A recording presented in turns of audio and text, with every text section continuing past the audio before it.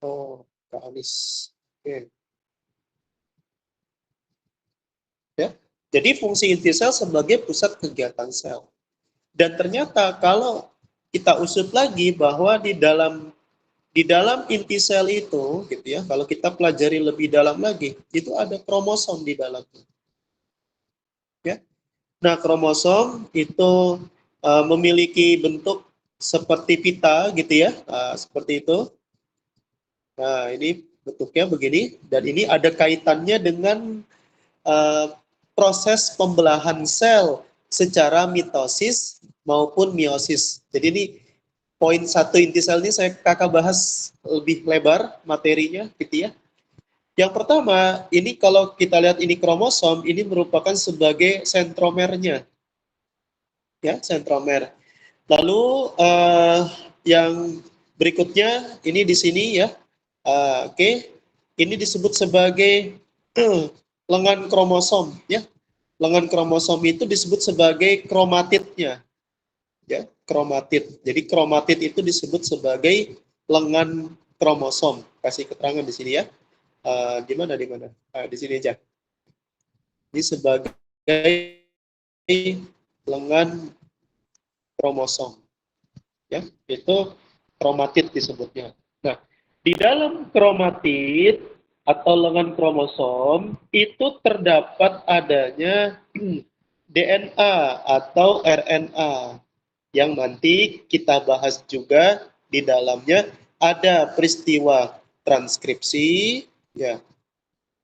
Ada yang kedua peristiwa translasi, ya.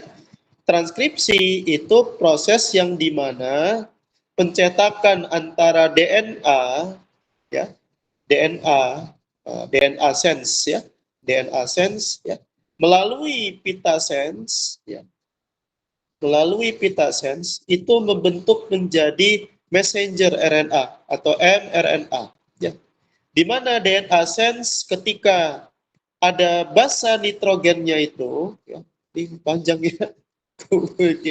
Basa nitrogen itu terdiri dari adenin, ya, guanin, sitosin, dan timin, gitu ya. Adenin dan guanin itu disebut sebagai basa purin namanya, ya.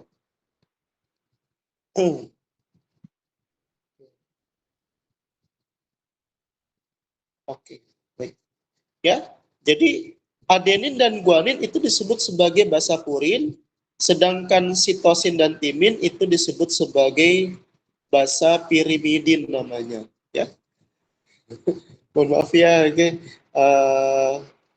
apa namanya, input Kak Zaid, mahasiswa, ya, Kak coba Hana. Kak, yang di foto kan ada titik 3, ada tambahan ke host nggak? Coba. Nah, di mana? Itu kan ada titik 3 kan di situ. Titik Di tiga. samping nama, nggak samping nama, yang pas Oh, ini nama samping orang. nama. Oke. Oh, ini kakak yang ini ya, berarti ya? Iya, kakak nyari nama aku, nanti tinggal tambahkan Oh, ke oke. host. Mana tadi namanya? Oke. Ada nggak? Enggak kayak di titik ada nggak situ? Nggak ada. Nggak ada. Heeh.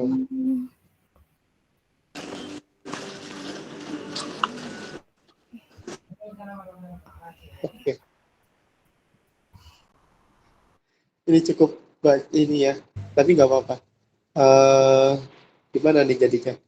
Eh, apa kita tutup apa namanya kalau ada siswa masuk atau nah? Atau enggak yang titik 3 itu Kak yang di samping Yang mana? kan itu yang gambar tangan. Karena kakak sendiri nggak pernah pakai ini ya, maksudnya gimmick itu. Coba gimana? Sebentar.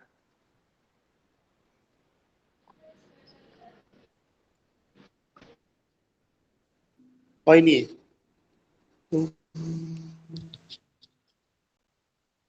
Ada Iya. ya. Kontrol penyelenggara Ya. kali Kak. Oh, coba. Kontrol penyelenggara. Ya. Pengelola penyelenggara berarti ya.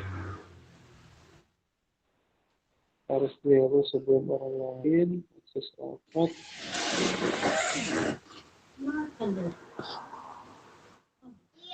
Jenis akses rapat, apa lagi? Pengelola penyelenggara.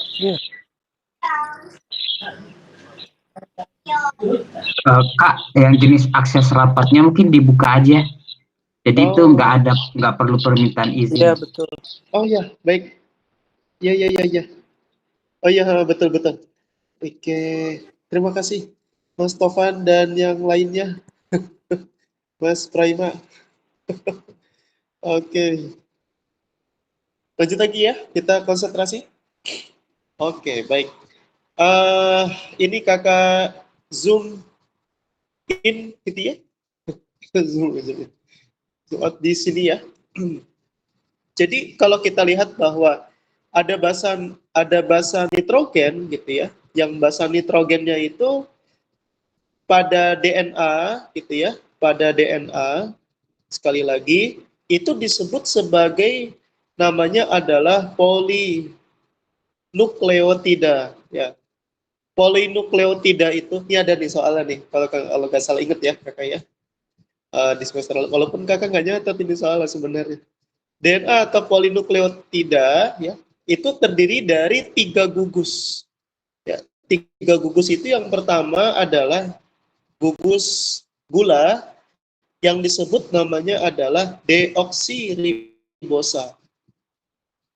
Deoksiribosa itu merupakan gugus gula ya. Dia segi 5 ya. 5 atom C ya. 5 atom C. Jadi deoksiribosa punya gugus 5 atom C. Yang kedua itu sebagai gugus fosfat ya. Gugus fosfat. Lalu yang ketiga itu berupa basa nitrogen ya. Nah, basa nitrogennya ini poin yang ketiga ini ya. Ini dibahas bahwasannya basa nitrogen terdiri tadi ada basa purin ya. Basa purin itu terdiri dari adenin dan guanin. Ya. Kalau yang udah pernah baca ya, adenin simbolnya adenin itu A ya, dan guanin simbolnya G besar ya.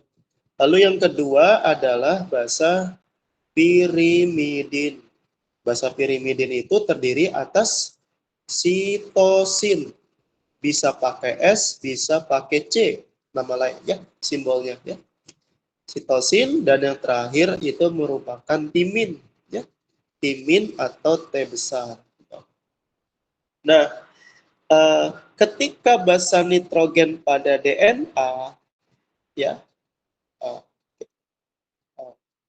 DNA sense itu diproses melalui apa yang disebut namanya pita sense, itu mencetak gitu ya, hasilnya cetakannya adalah berupa messenger RNA ya. Ini namanya proses yang disebut transkripsi ya. Transkripsi. Proses transkripsi itu ketika DNA sense ya, yaitu kalau di range-nya itu 3 aksen sampai ke 5 aksen ya. Jalur pitanya gitu. 3 aksen. DNA sense itu misalkan yang muncul adalah adenin ya. Maka hasil dari proses transkripsinya itu berupa urasil. Ya. Kenapa? Karena di samping sini ya, di samping sini RNA itu berupa yang disebut namanya adalah polinukleosida namanya. Polinukleosida. Polinukleosida itu terdiri atas satu gugus gulanya. Gulanya itu disebut sebagai istilahnya atau namanya adalah gula ribosa. Sama 5 atom C yaitu pada gugus gula ribosa. Yang kedua, ternyata tidak ada gugus fosfatnya ya. Tidak ada gugus fosfatnya. Kalau di BMP itu pasti ada nyebutnya. Tapi kalau di buku Campbell, textbooknya itu tidak ada. Makanya namanya polinukleosida. Bukan pakai tidak, tapi sida di situ. Ya, ketiadaan gugus fosfat. Tapi kalau di BMP ada gugus fosfatnya, ya, gitu bilangnya. Jadi jangan bilang setengah-setengah, jadi tidak. Ya. Lalu yang ketiga ada basa nitrogennya. Ya, basa nitrogennya ada di situ. Ya, terdiri juga dari purin, ya, adenin dan guanin, ya namanya, sama pirimidin. Ya, pirimidinnya itu terdiri atas sitosin dan tidak ada timin di sini. Ya. Timin itu hanya ada di DNA saja. Ya. Hanya ada di DNA saja, di DNA. Tapi kalau pada RNA, ya, itu adanya adalah basa urasil. SU, gitu ya. Nih, urasil. Ya, jadi nggak ada timinnya di situ. Nah, ya, jadi pada dasarnya substitusi antara adenin sebenarnya adalah timin. Ya, itu yang perlu diperhatikan baik-baik bahwa pengganti adenin sebenarnya adalah timin. Tapi karena di RNA tidak ada timin, maka diganti dengan urasil. Begitupun dengan sebaliknya. Kalau seandainya ada timin, maka penggantinya adalah adenin. Ya. Penggantinya adalah adenin. Ya. Nah, gitu ya. Jadi kalau nanti di soal DNA sense-nya ada timin, maka ketika dicetak, transkripsi itu mencetak. Proses mencetak. Ya. Proses mencetak itu menjadi messenger RNA dalam bentuk adenin. Timin berubah jadi adenin. Sitosin itu berubahnya menjadi guanin atau sebaliknya, guanin berubah menjadi sitosin. Ya, paham sampai sini? Ada pertanyaan dulu? Silahkan. Purin, pirimidin. Ada pertanyaan dulu? Tidak ada, ya. Jadi kalau nanti ada soal, misalkan ada soalnya adalah DNA, 3 aksen sampai 5 aksen pensil. A, A, G, C, C, C, G, C. Ini G ya, maaf. Terus apa lagi? A, G, T. Pertanyaannya adalah apa namanya? Kondisi ya, cetak ya.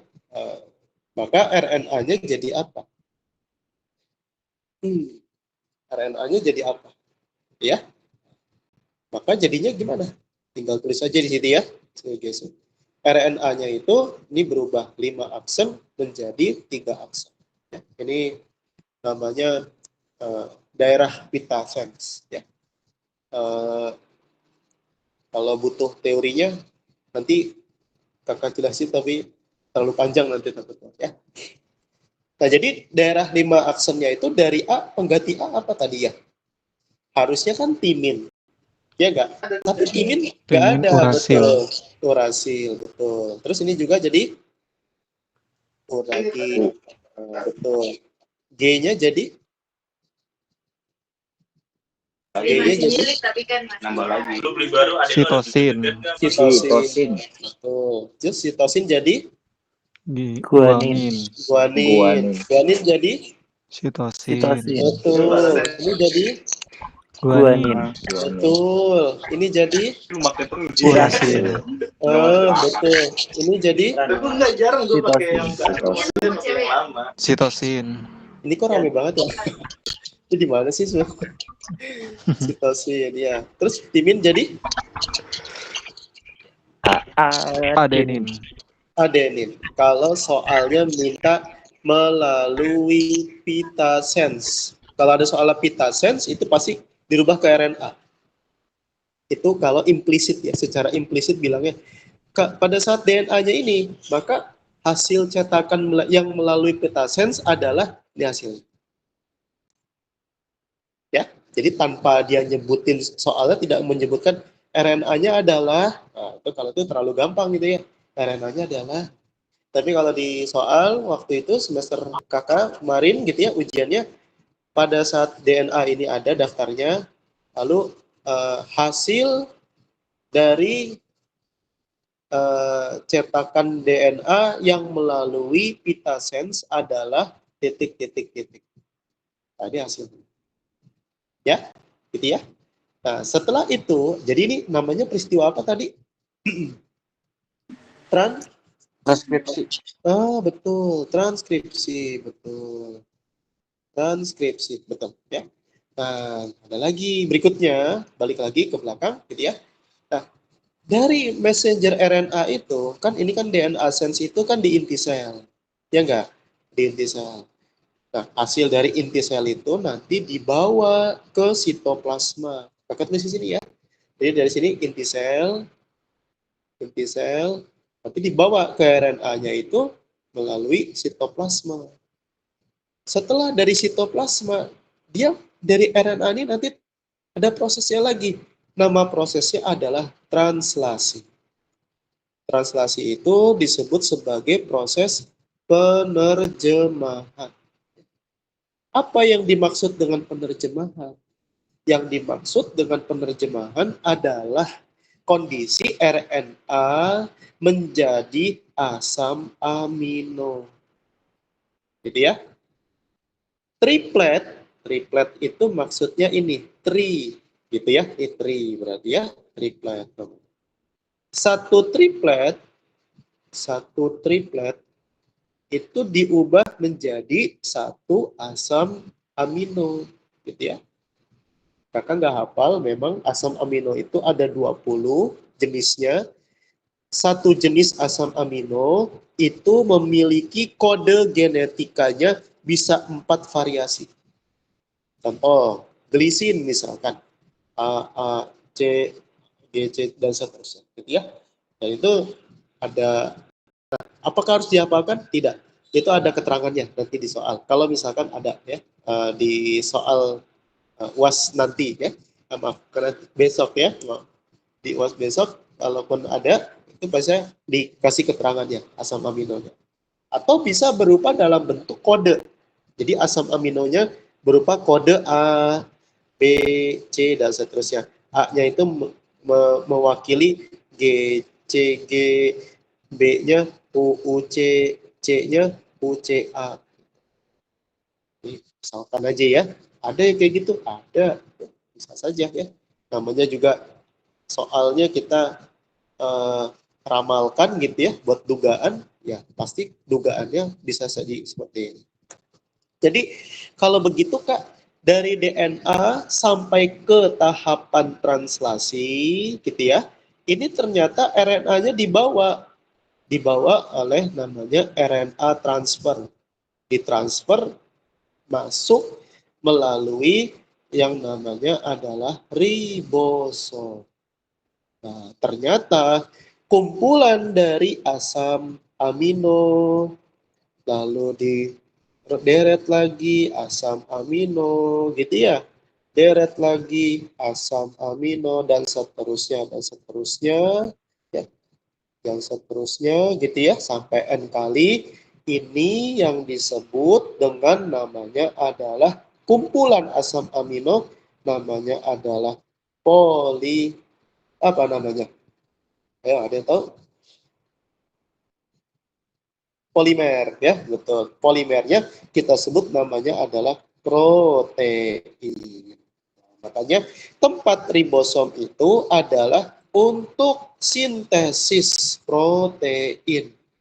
Nah, ini memang benar terjadi sintesis protein dari DNA, lalu dicetak, hasil cetakannya diterjemahkan menjadi asam amino.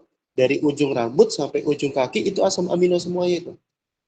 Berarti Kak, kalau cek DNA bisa dong dari ujung rambut sampai, iya bisa. Ya, jangankan ujung rambut sampai ujung kaki, darah pun juga ada asam aminonya, ada proteinnya. Nanti yang dapat mata kuliah biokimia ada kaitannya dengan mata kuliah biokimia ini. Dasarnya ini. Ya. pengantarnya ini. Jadi kalau teman-teman megang kunci dasarnya, itu bisa buka materi yang lain-lainnya, gitu ya. Tapi pahami konsep dasarnya. Jadi kalau begitu, sekali lagi saya sampaikan bahwa kumpulan dari asam amino kita sebut namanya dalam bentuk protein. Makanya disebutnya protein itu merupakan senyawa makromolekul atau berupa dalam bentuk polimer namanya ya. Protein itu dalam bentuk polimer karena dia gabungan dari unsur pembentuknya asam amino. Nah, asam amino itu namanya disebut sebagai monomer. Ya, monomernya. Monomer itu yang tunggal-tunggal. Nah, kumpulan yang tunggal disebut namanya polimer. Ya. Nah, polimer dari kumpulan asam amino namanya adalah protein. Paham sampai sini? Bisa? Nah, itu kira-kira cerita di dalam BMP itu biologi seperti itu. Ya? Oke. Ada pertanyaan sampai sini? Silakan. Atau terlalu cepat menerjemahkannya? Tidak ya? Oke, lanjut lagi. Itu mengenai, nah, jadi balik lagi nih, masih soal nomor 1 ya, mohon maaf. Jadi kita agak melebarkan materi sampai ke bab-bab yang lain, tapi nggak apa-apa. Ini untuk tujuannya belajar. Ya. Transkripsi, translasi, purin, pirimidin, seterusnya gitu ya. Akhirnya dibawa ya oleh sampai terbentuknya protein. Jadi seluruh komponen tubuh kita ya, baik organ dalam maupun organ luar itu pembentuknya adalah protein ya. Protein sel darah merah juga protein di dalam ya.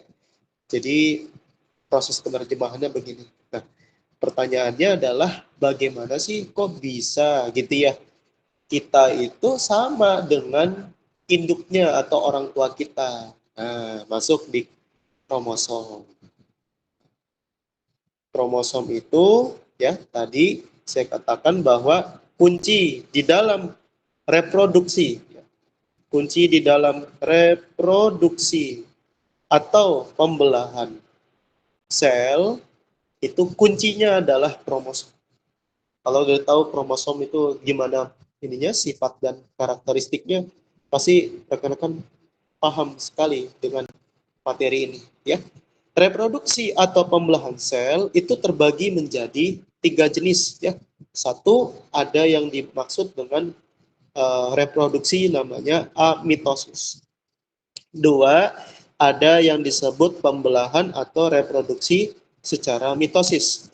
Lalu yang ketiga ada reproduksi secara meiosis. Nah, apa itu amitosis? Amitosis itu merupakan yang disebut dengan namanya pembelahan biner. Ya, pembelahan biner itu umumnya dilakukan oleh biasanya amuba gitu ya. Amuba itu masuk ke dalam karakteristik apa? Amuba itu masuk ke dalam kingdomnya itu menurut Carolus ya. Linnaeus gitu ya namanya, agak cukup sulit. Walaupun kakak prodi biologi jadi tapi nggak apa-apa. Kingdom Carolus Linnaeus menurut menurut Carolus. Halo, cek. Ada Kak. Ya, masih hidup? Masih. Alhamdulillah. Fokus. Ini ngikutin kan ya materi kakak ya? Ngikutin Iya, Lagi berotot. Iya. Iya ya, Sambil nyatet. anggap aja cerita hayati gitu ya, cerita makhluk hidup gitu. Tapi seru Dari kamu depan. fokus Kak, jadinya. Dari substansi ya, oke. Amuba itu masuk ke dalam apa yang disebut dengan namanya pembelahan biner. Pembelahan biner itu merupakan pembelahan yang membelahnya itu berupa inti selnya. Jadi inti selnya mengalami proses pembelahan, bukan badannya, tapi inti selnya yang membelah, gitu ya. Inti selnya mengalami pembelahan. Kuncinya di situ ya. Nah, amuba masuk ke dalam kingdom yang disebut namanya adalah protista. Protista. Protistanya mirip hewan. Salah satunya adalah amuba, gitu ya. Lalu kingdom protista itu dikategorikan sebagai organisme yang disebut namanya eukariotik namanya. Apa itu eukariotik? Eukariotik itu merupakan organisme yang memiliki membran inti. Jadi kalau punya membran inti, itu disebutnya namanya organisme eukariotik. Salah satunya adalah protista. Ya, protista itu seperti amuba. Ya, ada juga protista yang mirip tumbuhan. Ya. Jadi kalau ini mirip hewan, kalau yang miripnya tumbuhan, ternyata yang mirip tumbuhan itu disebut sebagai alga. Gitu ya. Jadi alga itu masuk ke dalam jenis protista mirip tumbuhan. Ya. Ada lagi protistanya mirip jamur. Ya. Protista mirip jamur itu disebutnya namanya mycorrhiza. Gitu ya. Mycorrhiza, ya. Mycorrhiza itu jenis protista, dia punya apa namanya ya, kantung spora juga sih sebenarnya, cuman tidak berakar gitu ya. Kakak bingung tuh jadi jelasinnya tidak berakar gimana maksudnya? Dia badan fungus namanya tuh disebutnya. Jadi itu nama istilahnya protista mirip jamur namanya mycorrhiza. Tulisannya mohon maaf agak ya maksudnya. Mycorrhiza namanya ya. Kalau tumbuhan disebutnya alga namanya. Ya. Jadi alga biru, alga merah ya, gitu. Rhodophyta, Chlorophyta itu masuknya ke dalam kingdomnya protista, ya, yaitu organisme eukariotik. Kalau amuba ini sifatnya adalah heterotrof. Apa itu heterotrof? Heterotrof itu artinya tidak dapat membuat makanan sendiri, gitu ya. Tapi kalau protistanya mirip tumbuhan, itu disebut organisme autotrof. Ya. Yang dapat auto itu dengan sendirinya. Ya. Trofik itu berarti dia nyerap makanan, gitu ya, membuat makanan. Ya. Ya, jadi trofisme ya, jadi nutrisi gitu ya ibaratnya dalam bahasa Yunani itu nutrisi. Jadi yang bisa membuat makanan atau nutrisi sendiri itu adalah protista mirip tumbuhan. Oke, jadi itu amitosis, pembelahan biner terjadi pada inti sel. Itu satu. Yang kedua, ini satu ya. Satu. Yang poinnya kedua adalah mitosis. Nah, teman-teman sekalian, mitosis itu simbolnya M besar, gitu ya. Ternyata mitosis itu kalau didefinisikan adalah pembelahan satu sel induk yang kromosomnya 2N. Apa 2N? Monoploid atau diploid? Di ya, kalau 2 di ya. Oke. Diploid. Diploid ya. Itu membelah menjadi 2 sel anak.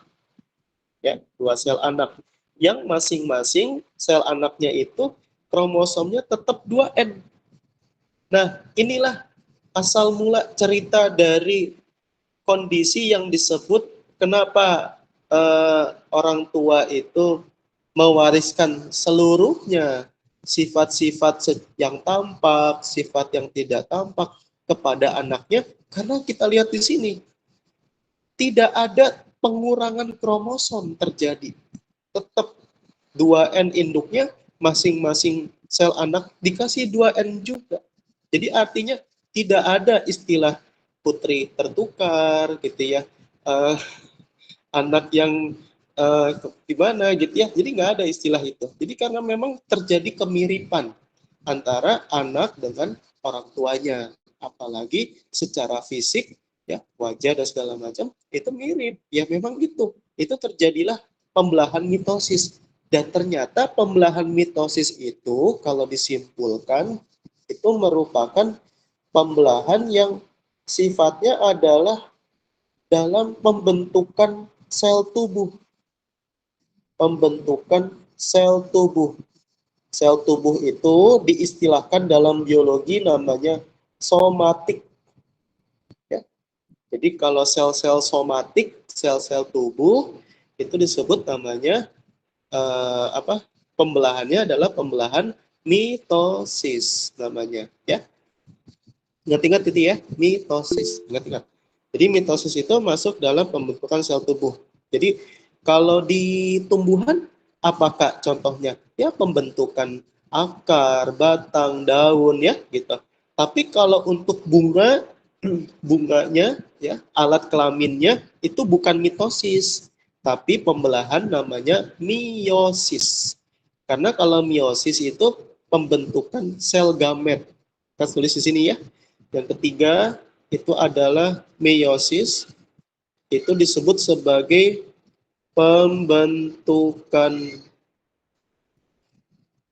sel gamet. Ya. Sel gamet itu nama lain sel kelamin gitu ya. Gitu ya. Contohnya bisa berupa putik dan benang sari gitu ya. Gitu ya. Terus pembentukan spermatozoid gitu ya. Spermatozoid atau sperma, pembentukan ovum dan seterusnya itu ada di pembelahan namanya pembelahan meiosis. Nah, kalau diketahui bahwa pembelahan meiosis itu disebut sebagai pembelahan yang sifatnya reduksi. Apa itu reduksi? Reduksi itu artinya adalah pengurangan, ya, pengurangan kromosom terjadi di sini, ya. Nah, coba kita lihat definisi dari meiosis itu sendiri. Definisi dari meosisnya itu adalah pembelahan satu sel induk, ya, satu sel induk 2N kromosomnya itu membelah menjadi 4 sel anakan. 4 sel anak. 4 sel anak. Bedanya kalau yang tadi mitosis hanya ada 2 sel anaknya. Kalau ini ada 4 sel anak. Apa perbedaannya? Satu sel induk dalam bentuk kromosomnya diploid atau 2N itu disebut namanya pembelahan reduksi. Reduksi ya. Kalau ininya nggak kebaca. Reduksi. Ya. Pembelahan reduksi itu masing-masing kromosomnya tadinya 2N. Ternyata pas di sel anakan itu hanya N saja. N saja. Artinya adalah setiap individu anak gitu maksudnya itu berhak punya satu ketentuan yang telah diberikan oleh Maha Kuasa gitu ya, laki-laki atau perempuan. Itu pilihannya itu. Tidak ada pilihan lain ya. Jadi jangan dibuat pilihan lagi ya, laki-laki atau perempuan. Makanya terjadi pengurangan kromosom di sini. Dan memang itu salah satu dalam konsep meiosis, pembentukan sel gamet namanya. Ya, ini seperti ini contohnya. Ya. Nah, kalau kita ketahui bahwa satu sel induk menjadi 4 sel anak, ternyata di sel induknya itu kromosomnya itu adalah dalam bentuk kromosom homolog namanya. Kromosom homolog itu artinya kromosom yang terdiri dari 2 kromosom kembar. Ya, jadi ada 2 kromosom kembar di situ. Namanya kromosom homolog. Homo itu sama ya. Log itu bagiannya, itu maksudnya. Ya. Jadi ada 2 bagian kromosom yang sama, gitu ya. Nah, setelah dalam proses meiosis itu dapat 4 sel anakan ternyata kromosom homolog ini membelahnya sebanyak 2 kali. Ya. Membelah 2 kali. Jadi proses pembelahannya itu terjadi selama 2 kali pembelahan. Ya.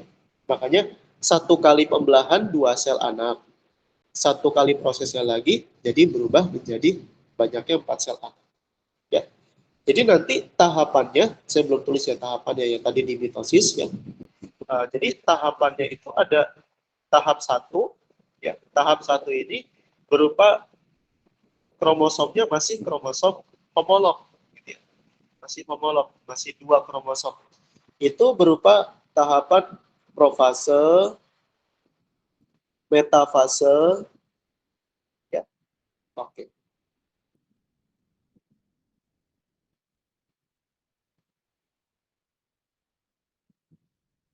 Profase, 2 metafase, 3 anafase, dan yang keempat adalah telofase. Diakhiri dengan yang namanya sitokinesis. Nah, sitokinesis itu artinya terjadi pembelahan 2 sel induk tadi menjadi 2 sel anak. Ya. Nah, jadi pembelahan 2 sel anak, ya, membentuk 2 sel anak. Ini baru 2 sel anak. Baru di tahap keduanya itu adalah ini ya. Ini profase 1, metafase 1, anafase 1, telofase 1 ya. Lalu tahap keduanya adalah profase 2 ya. Terus metafase 2, anafase 2, dan terakhir telofase yang kedua. Nah, perlu diketahui oleh rekan-rekan sekalian, ini pada saat tahap kedua kromosomnya sudah tidak lagi homolog. Jadi tinggal kromosomnya kromosom tunggal. Ya. Jadi dari sini nanti dapat 2 lagi sel anakannya gitu. Jadi ini 2 sel anak, ini juga 2 sel anak. Jadi kalau di total ada 4 sel anakan. Itu peristiwa meiosis. Nah, balik lagi ke mitosis sedikit gitu ya. Saya jelaskan bahwa di dalam fase mitosis atau M besar gitu ya, itu tahapan yang pertamanya itu bukan profase ya. Tahapan pertamanya itu adalah tahap interfase. Ya. Tahap interfase itu adalah tahap fase istirahat. Bukan berarti selnya lagi istirahat, bukan. Tapi mempersiapkan diri untuk mengalami pembelahan. Namanya interfase. Interfasenya itu dibagi menjadi 3. Jadi ada tahapannya, ada 3 tahap. Yaitu G1, S, dan G2. Ya. Nah, G1 ini biasanya adalah tahapan persiapan apa namanya ya, kalau disebutkan kromosomnya gitu ya, kromosom, sel-selnya ya.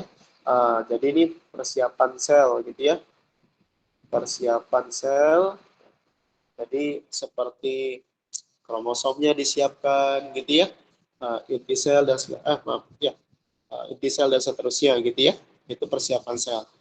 Lalu yang kedua S-nya. S-nya itu disebut sebagai sintesis. Sintesis ini merupakan tahap duplikasi kromosom.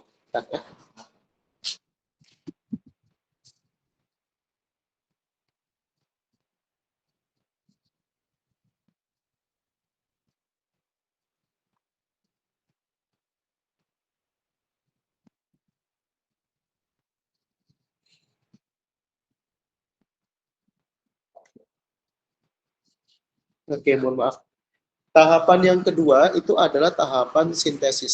Sintesis itu merupakan tahapan duplikasi kromosom. Sini ya tulis ya. S. Sintesis. Ya. Ini disebut tahapan duplikasi kromosom. Ya. Nah, jadi kromosomnya itu didobelin, gitu ya, gitu ya, diperbanyak, gitu ya, disalin. Namanya tahap sintesis. Yang kedua adalah persiapan pembelahan. Pembelahan, ya. Nah, baru setelah bersiap membelah, masuk yang kedua adalah tahap keduanya yang disebut tahapan mitosis itu tadi, ya. Yaitu terdiri dari profase, gitu ya. Terus ada lagi prometafase sebenarnya ada, ya. Cuma kalau di itu nggak tahu deh apa ya, di BP ada nggak prometafase. Yang kedua adalah metafase, gitu ya. Yang ketiga adalah anafase. Lalu yang terakhir adalah telofase. Telofase, ya. Profase ini merupakan satu tahap yang dimana kromosom, ciri-cirinya ya, kromosom diubah menjadi lembaran-lembaran atau benang-benang yang disebut namanya kromatid, ya. Kalau tahap terus ada lagi pembentukan sentriol juga ada, ya, sentriol nanti akan jelasin. Jadi sentriol ini sebenarnya adalah sebagai kutub bagian utara dan selatannya di dalam sel tersebut, ya. Nanti saya pakai gambarnya begini kurang lebih. Jadi di dalam profase itu, jadi nanti ini berupa lembaran-lembaran. Terus dia sudah ini namanya sentriol tuh begini, ya. Ini sentriol namanya begini, ya. Ini disebutnya sebagai sentriol. Terus ini ada spindle namanya, ya.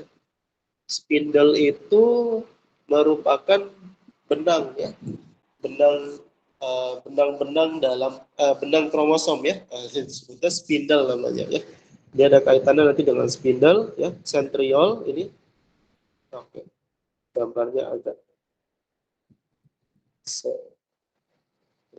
Nah, ini namanya disebut tahapan profase, ya.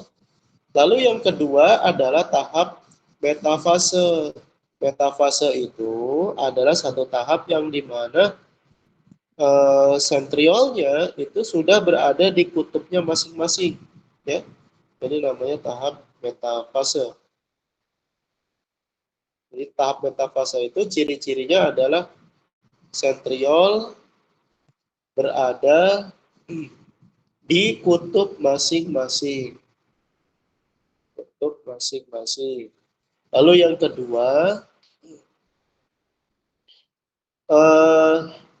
bagian dari kromosom, gitu ya. Jadi yang terbentuk, ya. Tadi kan ada spindle-nya, kan ada yang diduplikasi dalam hal ini.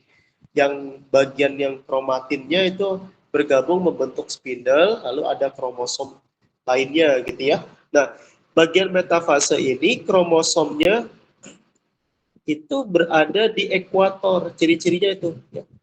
Berada di bidang ekuator, dia punya lekatan gitu, spindle namanya. Nah, gitu ya. Nah, ini namanya disebut spindle, ya, benang-benang. Nah, ini daerah ekuatornya di sini nih, rekan-rekan sekalian. Nah, kromosom itu gambarnya di sini. Nah, begitu. Ya.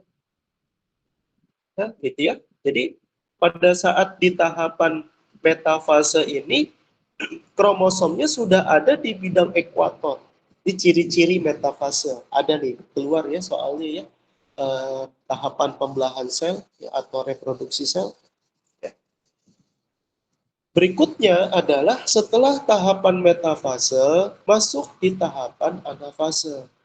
Di tahapan anafase itu masih ada sentriolnya, masih, ya. Namun benang spindle-nya itu mulai menghilang, ya. Nah, gitu ya. Jadi ciri-ciri anafase itu adalah spindle-nya mulai menghilang. Ya.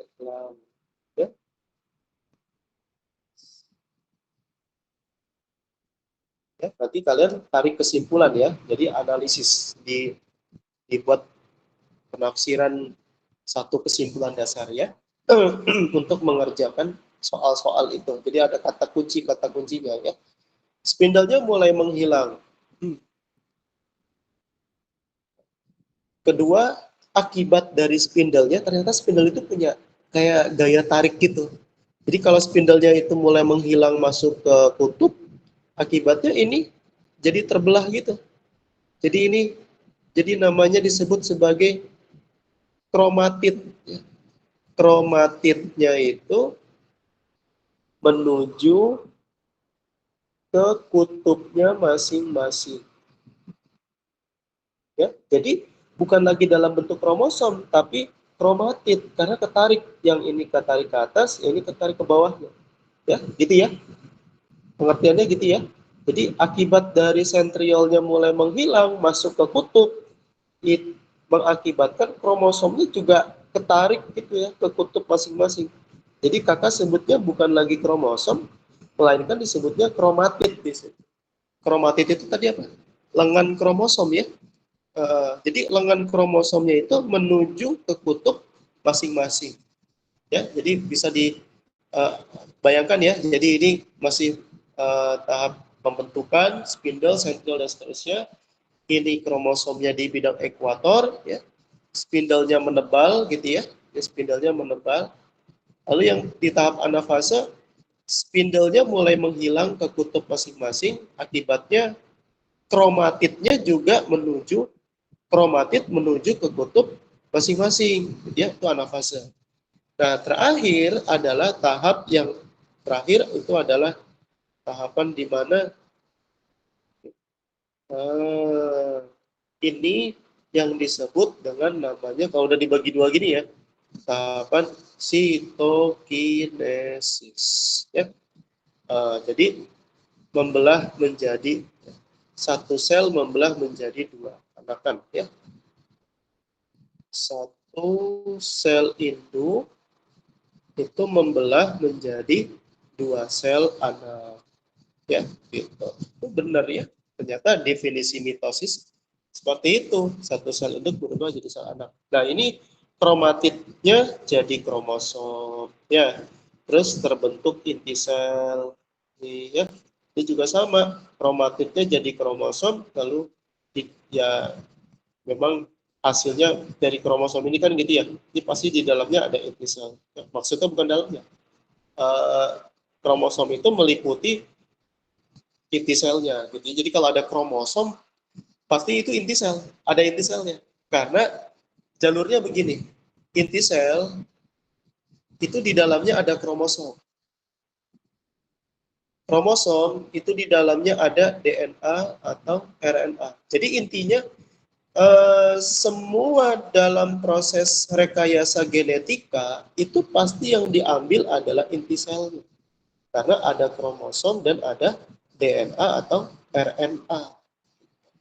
Ya. Kan setiap makhluk hidup itu pasti harus punya ini kan. Maka tadi kakak sebut ya, 3 komponen dasar makhluk hidup yang harus dipunyai itu punya inti sel, sitoplasma, dan dinding sel. Gitu ya. Ini inti selnya. Gitu. Kalau nggak punya inti sel, dia nggak hidup. Dia nggak bisa melakukan reproduksi dan seterusnya. Ya. Itulah yang membedakan antara makhluk hidup dengan benda mati. Gitu ya. Seperti itu. Oke, ini jadi 2 membelah. Jadi ini sel anaknya. Ini juga sel anaknya. Ada pertanyaan dulu sampai sini? Silakan.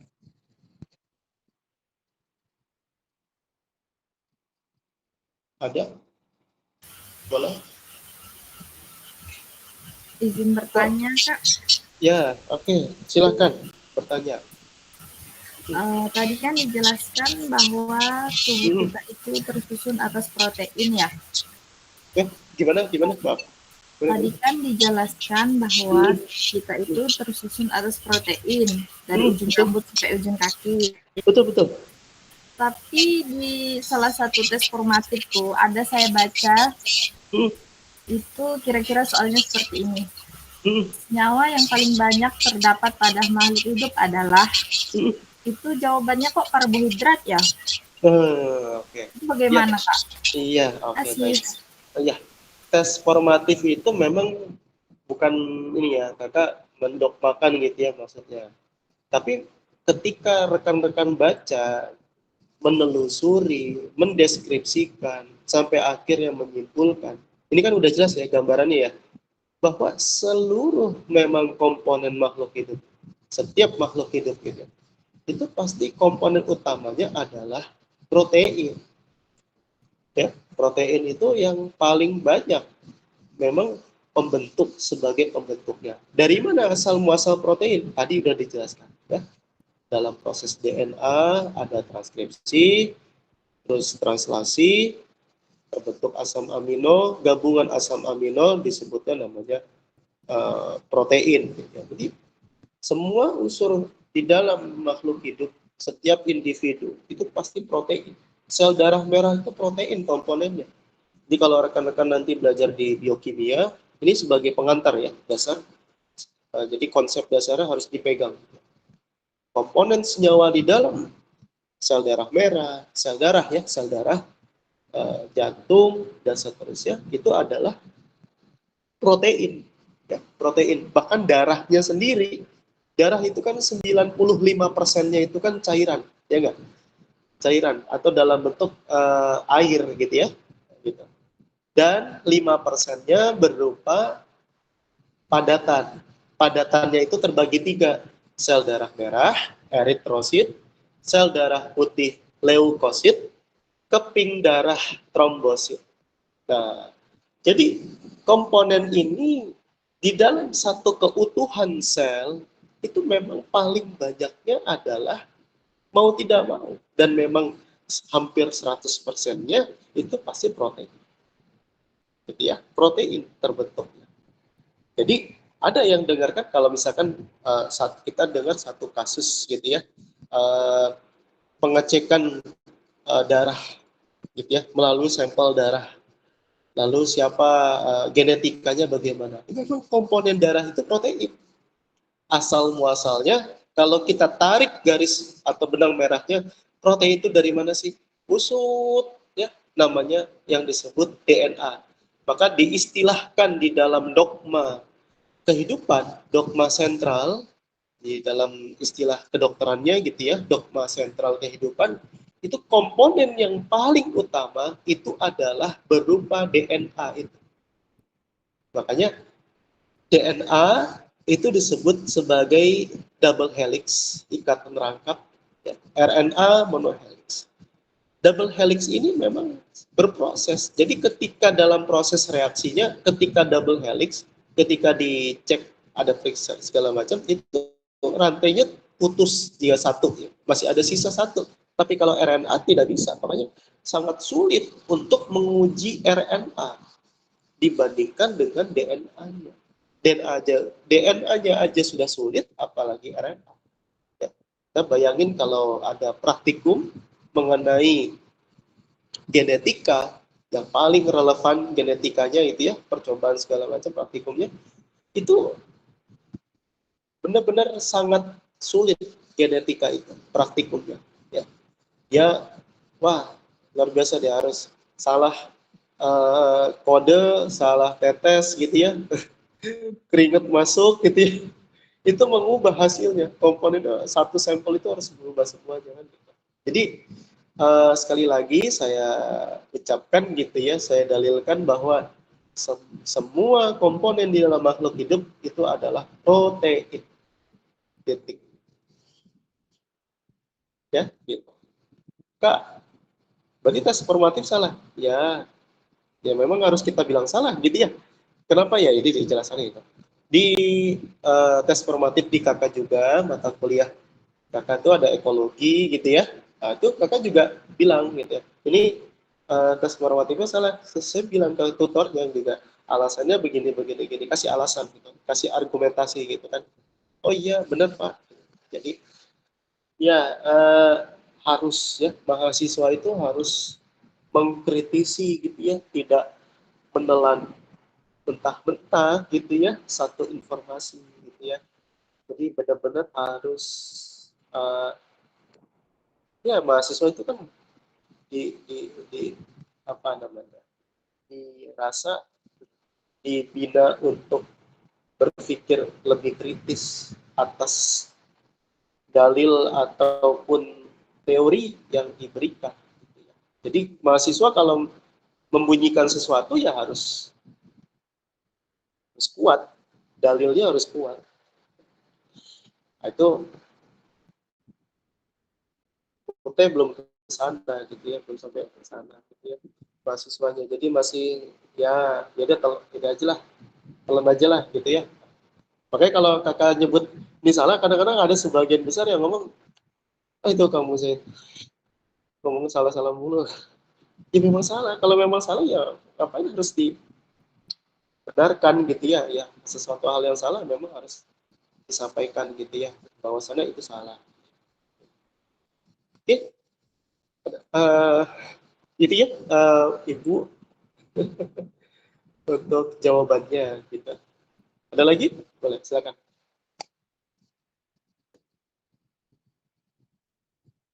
Silakan. Ya, jadi rekan-rekan sudah tahu ya komponen apa yang diwariskan gitu ya, dan ternyata kenapa benar-benar sama antara induk dan anak itu karena itu tadi ya, proses reproduksi. Teman-teman tahu bahwasannya kromosom tadi ya, di dalam kromosom ada DNA-nya. DNA tadi ini kalau sebenarnya kalau di flashback sebelumnya materi tadi, ini sebenarnya alur pertamanya ini.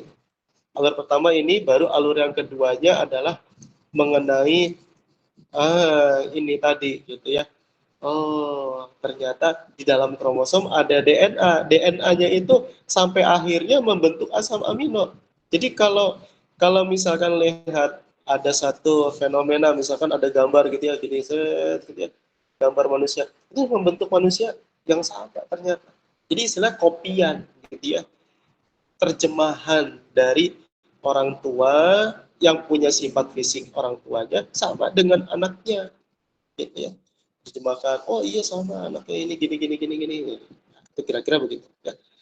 Ya, itu istilahnya saja. Ya, pegang konsep dasarnya ya, rekan-rekan yang di manapun gitu ya belajar, pegang konsep dasarnya. Kalau konsep dasarnya udah bisa, mau jelasin apa aja bisa gitu ya. Itu karena yang kuat itu di dasarnya. Oke, ada pertanyaan dulu sampai sini? Silakan. Ini udah jam berapa ini? Udah 1:47. Oke, ada pertanyaan? Mas Tovan mau nanya nggak?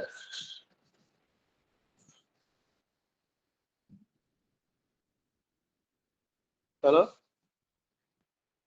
Halo, cek. Cek, ada Kak.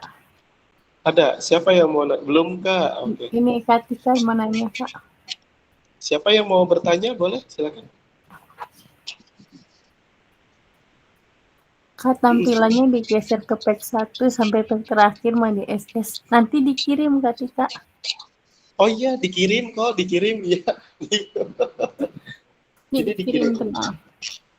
Ya, seperti biasa, ini sih seperti biasa lah, makanya dikirim kok materinya.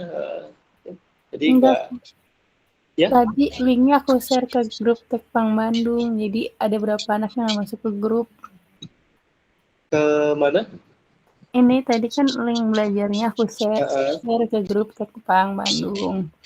Jadi ada yang baru, banyak yang nggak ngerti.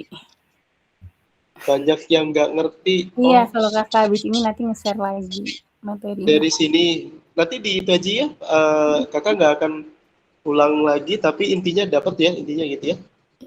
Nanti kakak share itu ya, kakak share itu. Oke, lanjut lagi. Balik lagi ke halaman 1 gitu ya. Itu tadi membahas tentang inti sel gitu ya.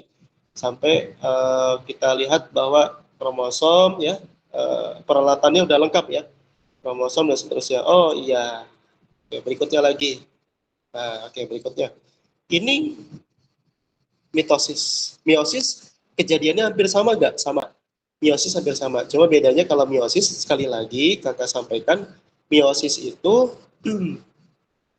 meiosis itu ada tahapan yang ada yang disebut dengan namanya kromosom homolog ya. Jadi proses kromosom homolog itu memang dalam peristiwa meiosis itu membelahnya sebanyak 2 kali ya. 2 kali dia belah ya, membelah. Jadi satu tahap profase 1, metafase 1 sampai telofase 1 ya, itu masih kromosom homolog, masih kromosom homolog. Lalu yang kedua adalah tahapannya dari profase 2 sampai akhirnya itu, ini ternyata kromosomnya bukan homolog lagi, sudah tunggal ya. Jadi akhirnya NNN semuanya ya. Oke.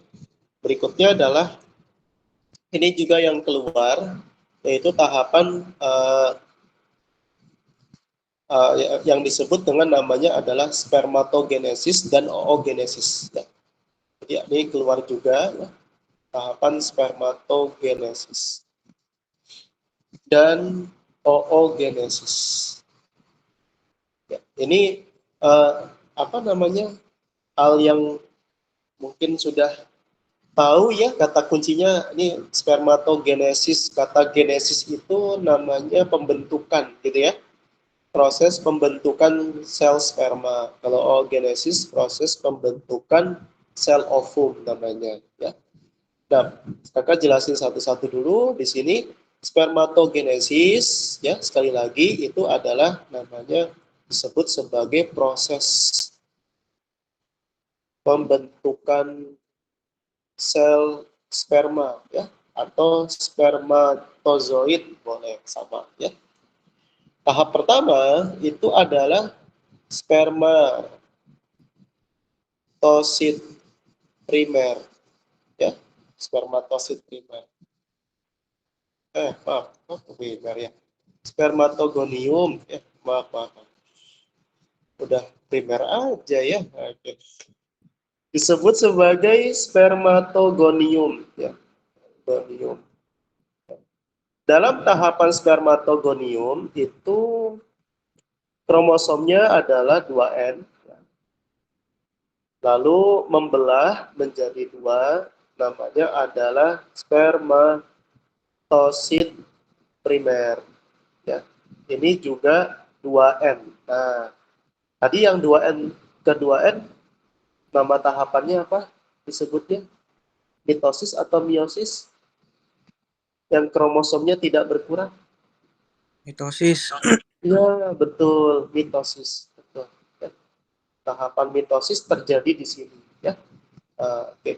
Lalu dari spermatosit primer itu berkembang lagi, membelah lagi menjadi spermatosit sekunder ya. Ini sudah berkurang 1 ya. Nah, ini disebut nama tahapannya adalah meiosis 1 ya. Dari spermatosit primer membelah menjadi spermatosit sekunder ya. Itu membelah lagi menjadi namanya spermatid. Spermatid PD ya. Ini juga kromosomnya N juga. Nah, tahapan dari sini ke sini itu disebutnya namanya tahapan meiosis kedua. Ingat-ingat ya teman-teman ya. Jadi 2N ke N udah berkurang kromosomnya itu pasti meiosis. Tapi tahapan pertama ini juga sama tahapan yang kedua ya. Dari spermatid itu membelah lagi sampai akhirnya terbentuk namanya sel sperma ya. N juga sama. Ini dari spermatid ke sperma, nama tahapannya adalah tahap diferensiasi.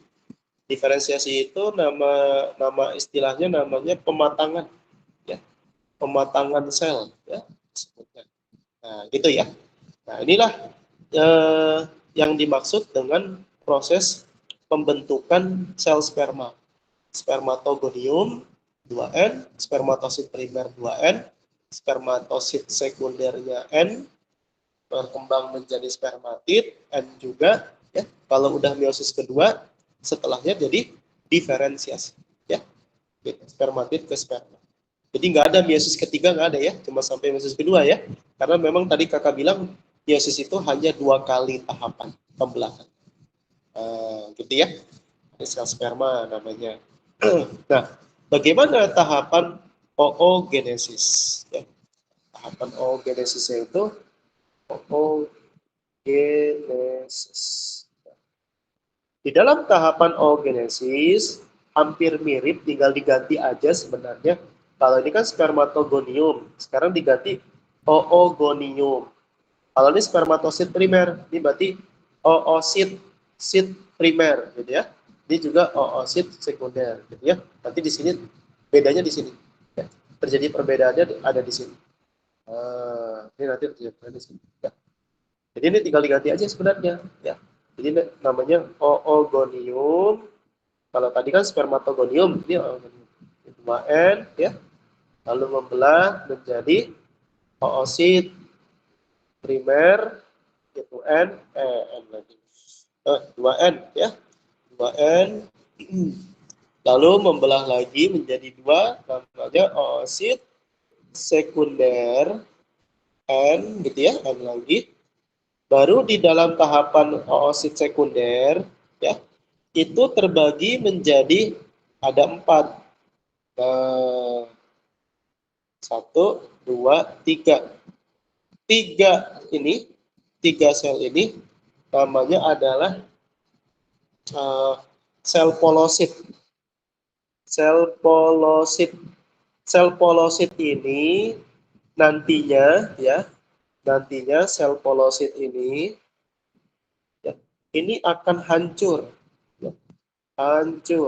atau terdenaturasi. Biasanya oleh apa?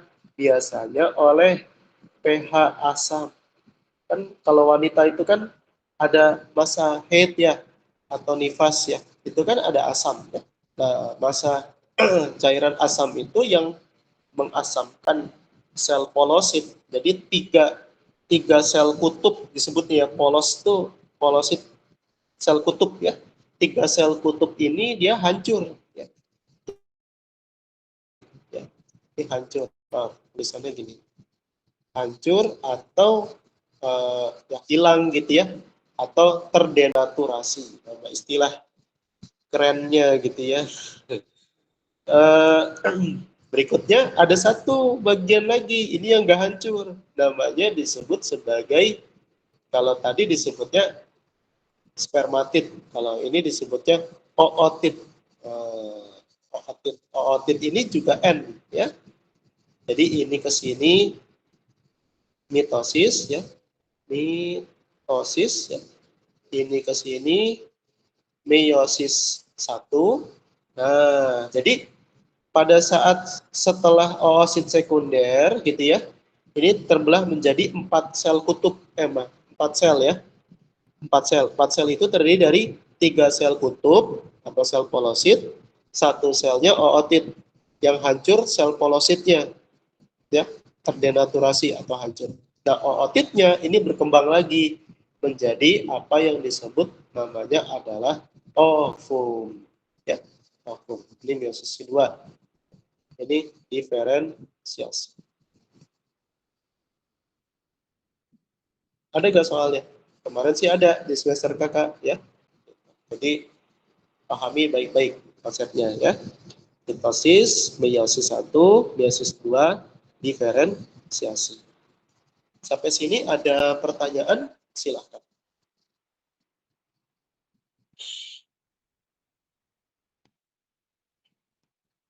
Ada pertanyaan mungkin? Rekan-rekan? Kak Zahid. Nggak Di ada. kolom sini, Kak. Nggak paham ya? Oh iya, Kak Hana, boleh? Kak Rahma Dita Mira nanya, ini Kak Zahid kan lagi agak lebih keras, boleh? Kak Rahma Dita Mira nanya di kolom chat. Ini apa kalau di modul judul materinya apa, Kak? Oh, oke. Di modul itu materinya tentang apa ya? Nggak pernah buka modul biologi. Cari coba reproduksi sel ya, yang ada mitosis, meiosis. Ya, gitu. Kalau di Campbell, textbook Campbell itu reproduksi sel namanya. Itu masuknya di apa namanya? Ya, reproduksi sel ya. Nanti kakak setelah ini jelasin genetikanya. Ya. Karena masih satu jalur ya, masih satu jalur. Oke. Ya, ada nggak modul biologi reproduksi sel yang ada mitosis meiosis? Ada nggak?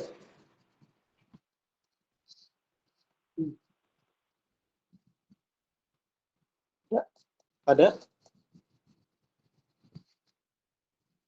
Ya, ini takutnya kebaca. Meiosis nih ya, mitosis ya.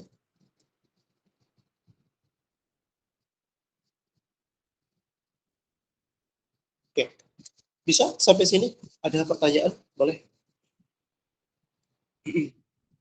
Saya, ada pertanyaan? Silakan, rekan-rekan. Ini mau sampai jam berapa? Mas Tovan mau sampai jam berapa nih, Mas Tovan? Jangan terlalu malam aja, kerja juga kan butuh istirahat. Oh ya, betul. Ada modulnya masih halus ya. Aduh ampun deh. Kalian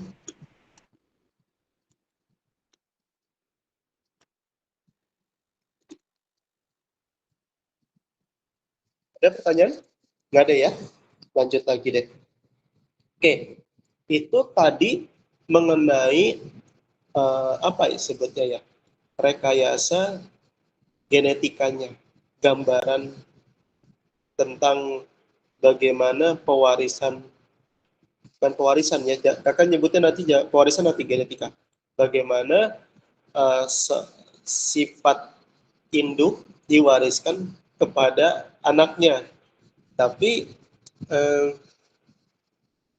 pertanyaannya adalah mewariskannya itu apakah 100% atau 50-50 atau 75-25 gitu ya. Nah, itu kan berarti di situ udah bicara kemungkinan, gitu kan? Sudah bicara kemungkinan atau yang disebut dalam matematikanya itu probabilitas namanya kan. Kakak nggak, yang anak matematik ini saya nggak belajar, nggak bahas probabilitas ya. Probabilitas atau kemungkinan-kemungkinan yang di apa namanya seorang ahli genetika yaitu Mendel gitu ya, Major Johann Mendel ya. Oke ya, jadi orang biologiwan tapi matematikawan juga gitu ya, kuliahnya. S3-nya matematik ya. Jadi Mendel itu seorang pastor sebenarnya. Dia di gereja gitu, dia mengamati kok ada bunga ercis gitu ya maksudnya. Dia ada ercis atau Pisum sativa ya nama ilmiahnya ya. Ercis itu tanaman kacang ya, sejenis kacang gitu ya. Yang dia amati dalam bukunya gitu ya, dalam publikasi jurnalnya itu adalah pengamatan mengenai ercis bunga warna ungu dan hasilnya nanti ada putihnya gitu ya. Nah, gitu. Jadi ternyata yang diwariskan oleh orang tua tidak 100% plek ayah atau plek ibu gitu ya, tapi ada dominansi disebutnya. Nah, istilah dominan itu nanti lahirnya di sini. Yaitu kita kenal namanya adalah materi mengenai genetika. Ya, materi genetika ya. Jadi genetika ini ilmu yang mempelajari tentang persentase pewarisan sifat. Jadi nggak hanya pewarisan sifat doang ya, persentase pewarisan sifat. Kalau udah nyebutin persentase ya berarti ada keidentikannya dengan istilah probabilitas namanya. 3/1, 13 9331 gitu ya. Oke. Jadi di dalam apa namanya Mendel, di dalam hukumnya gitu ya. Jadi ada hukum 1 Mendel itu yang disebut dengan namanya hukum segregasi namanya ya. Atau hukum apa namanya pemilahan bebas gitu ya. Jadi pemilahan bebas. Nah, dalam hukum segregasi atau pemilahan bebas artinya kalau ada gamet yang berbeda maka boleh dua-duanya diikut sertakan, atau kalau ada gamet yang sama maka salah satu aja yang diikut sertakan. Ya. Nah, hukum 1 Mendel itu nanti rekan-rekan mengenal istilah sifat dominan dan resesif gitu ya. Ya. Kapan disebut dominan, kapan disebut resesif? Coba kalau kita berkaca gitu ya diri sendiri gitu ya, kita lebih banyak mana yang diwariskannya oleh orang tua? Apakah dari sifat ayah atau dari sifat ibunya? Jadi tidak 100% salah satu diantaranya ya, misalkan 100% ayah atau 100% ibu, tidak gitu ya. Pasti ada sebagiannya, tapi mana yang lebih muncul di hadapan tubuh atau badan kalian tuh lebih mirip siapa, wajahnya mirip siapa gitu ya. Jadi itu yang disebut dengan istilahnya dominan dan resesi. Nah, sifat dominan di dalam genetika itu biasanya ditulis dengan huruf kapital ya. Sebagai contoh A besar atau A besar A kecil. Selama ada huruf kapitalnya, maka itu masih disebut sebagai sifat dominan namanya. Nah, lalu dikenal lagi sifat dominan itu, ada yang homozigot, ada yang heterozigot. Homozigot artinya zigotnya sama. Dalam artian ini simbol yang sama ini sama-sama A besar itu disebut namanya homozigot. Tapi kalau ada yang berbeda, ada A besar, ada A kecil, itu disebutnya namanya heterozigot. Ya. Tapi apakah heterozigot itu sifat dominan? Iya. Kuncinya gini ya, kuncinya adalah selama ada huruf kapitalnya, maka rekan-rekan sekalian langsung buat satu keputusan itu sifat dominan. Ya. Karena sifat resesif itu hanya satu pilihannya, yaitu kalau penulisan hurufnya kecil semuanya. Nah, ini sifat resesif namanya. Dua-duanya kecil. Ya, gitu. Baru disebutnya resesi. Sampai sini paham? Bisa dicerna? Bisa ya? Oke, baik. Ini ada ini ya, jadi materi-materi ini masih bersinambungan gitu ya. Memang soalnya juga lebih banyak ini gitu ya.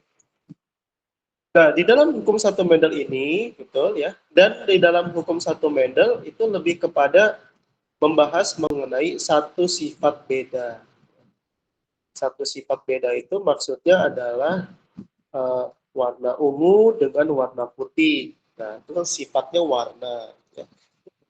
Nah, ini sebagai contoh, satu sifat beda, biasanya satu sifat beda itu F2-nya adalah jika diperoleh dari F1 dengan F1, perkawinan sesama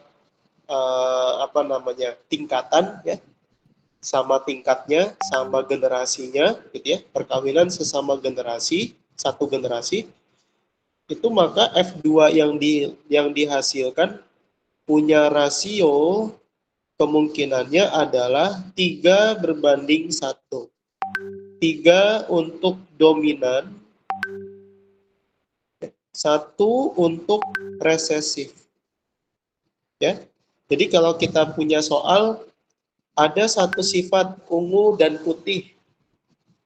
Lalu tentukan keturunan generasi keduanya. generasi kedua tuh berarti F2. Dengan catatan soal itu minta generasi keduanya diperoleh dari perkawinan satu generasinya. Berarti F1 dengan F1. Itu pasti jawabannya rasionya adalah 3:1. 3 untuk dominan, maka ungunya 3, satunya resesif warna putih. Gitu ya. Paham sampai sini? Betul-betul?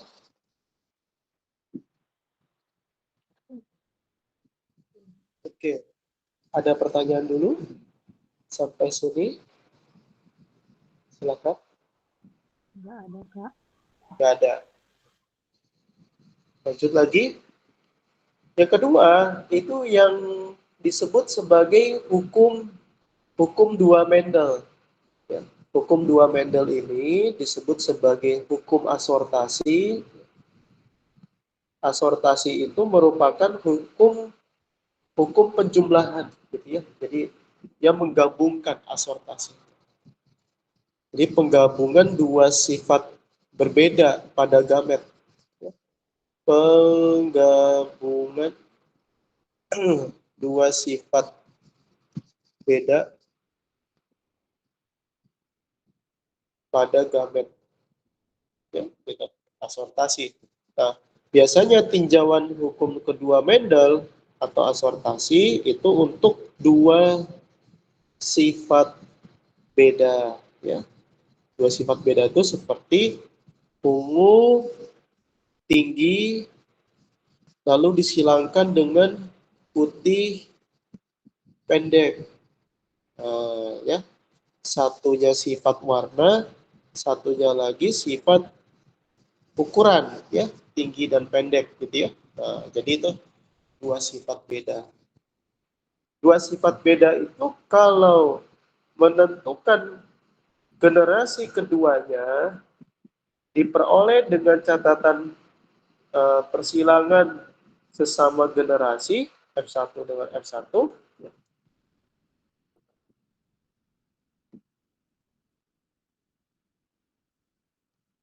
Ya, jadi F2-nya diperoleh dari F1 disilangkan dengan F1.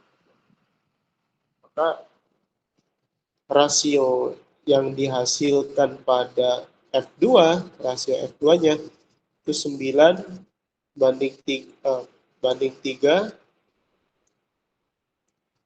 banding 3 banding 3 banding 1. Kalau 9-nya untuk dominan apa namanya? Dominan yang homozigot, gitu ya. Dominan yang homozigot. Sebagai contoh, ya, sifat dari ungu dan tinggi 9. Ya. Tapi 3 di sini sama 3 di sini itu adalah satu sifat dominan, satu sifat resesif. Jadi contoh ungu warna dominannya, ukurannya pendek, ya. Terus ada lagi putih warnanya, tapi ukurannya tinggi. Itu sudah ini berbeda, ya. Jadi 3 ini untuk campuran antara sifat dominan di salah satu induk dengan induk lainnya.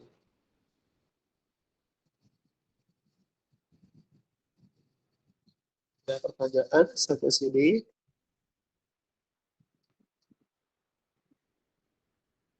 Ada? Nggak ada. Nah, contoh penyakit genetika, ya. Penyakit genetika itu yang diwariskan kepada induknya, pada anaknya, salah satunya adalah penyakit buta warna. Jadi buta warna ini salah satu penyakit yang diturunkan oleh induknya. Oke. Nah, buta warna itu parsial atau total, ya, tergantung warnanya. Kalau total itu hanya melihat hitam dan putih saja gitu ya. Nah, pada buta warna ini memang sifat yang apa namanya yang dimunculkan itu adalah diambil dari gen yang sifatnya adalah resesif. Ya, jadi kalau resesif itu berarti muncul penyakit atau yang disebut dengan buta warna.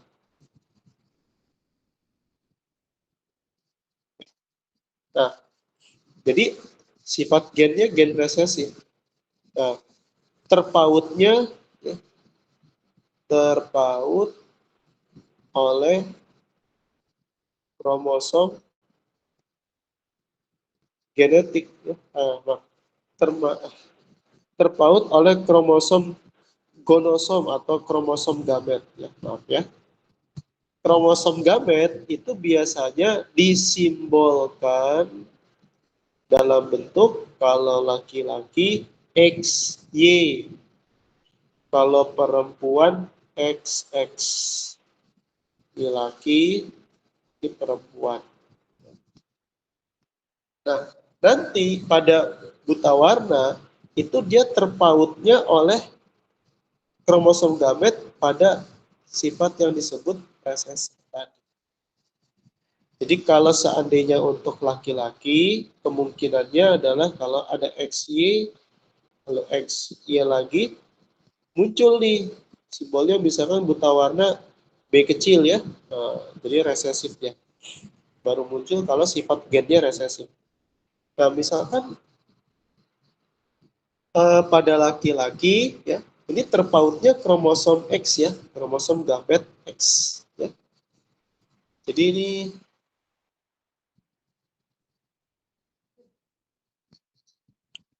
ini salah satu contohnya. Kalau seandainya B besar, ingat ya, terpaut itu nempel maksudnya, terpaut oleh kromosom gamet X, gametnya gamet X. Jadi ditulis alelnya itu di kromosom X-nya saja. Nah ini sebutannya adalah normal atau buta warna nih kalau B-nya besar. Normal. Normal, betul ya, normal. Kalau B kecil berarti buta warna, betul. Buta warna, betul ya.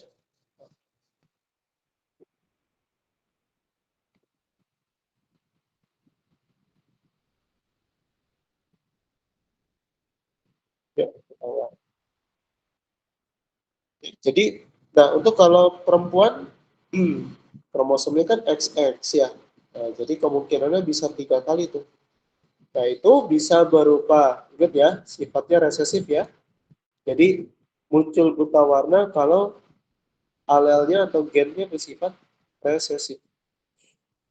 Nah berikutnya, ini kalau B besar, B besar, B besar, B kecil,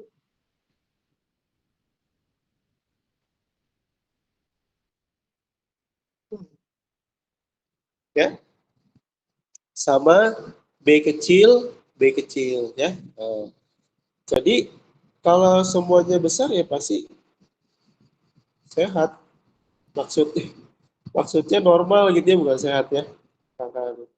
Normal. Tapi kalau ada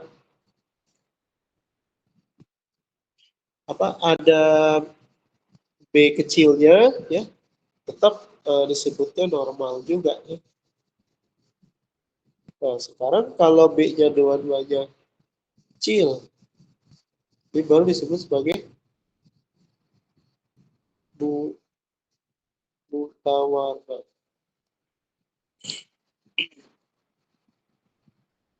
Buta warna. Ya, seperti itu. Ada pertanyaan sampai sini dulu soal ini? Ini baru nomor 1 ya pembahasannya.